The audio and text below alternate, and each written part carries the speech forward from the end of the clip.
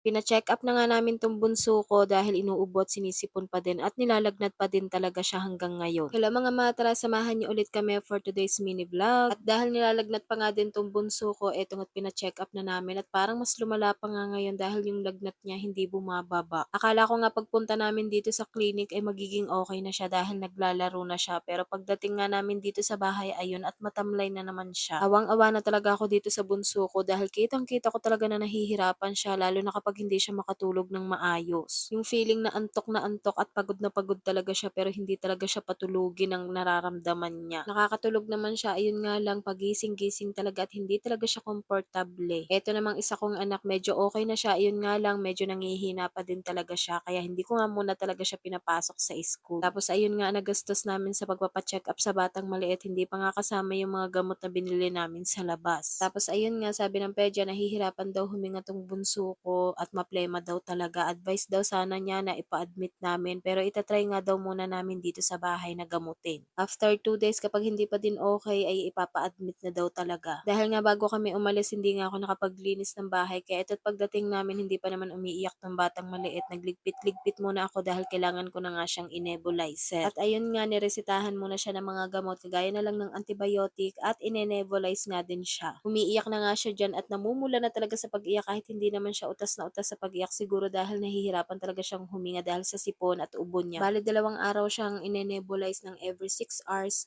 Sa mga sumunod na araw naman ay every 8 hours na. Kaya ayan, para nga mas maaga-aga ay ninebulize ko na nga siya ng 4 PM para 10 PM ine-nebulize ko na ulit siya. Okay lang namang i-nebulize ko siya kahit tulog, hindi naman siya magigising dahil hindi naman maingay itong nebulizer na ginagamit ko. At ayun nga, pagkatapos ko siyang i-nebulizer, maya-maya lang nakatulog na siya kaya dali-dali nga akong nagligpit-ligpit dito sa salas at naglinis. Inayos ko na nga itong mga lagayan niya ng gamot pati na din lagayan ng diaper dahil halo-halo na nga yan. Pinagtatapon ko na nga yung mga wala ng laman. Tamang-tama naman ang dating ng diaper na in-order ko dahil kauubos nga lang din ang diaper niya. Isang araw lang kasi ang ship niyan, kinabukasan di-deliver na sa inyo kapag umorder ka. Tapos binuksan ko na nga din yung iba ko pa mga parcel dito para magawan ko na nga din ng video para hindi na talaga ako matambakan dahil tambak na tambak talaga ako. Inuutay-utay ko na nga gawa ng video isa-isa para nga matapos ko na, hindi na nga muna ako nagre-request ng free sample at tatapusin ko na nga muna tong mga pending ko. Ang ganda nga nitong bag na pinadala nila sa akin, parang hindi to bagay sa akin, mukha kasi siyang yayamanin.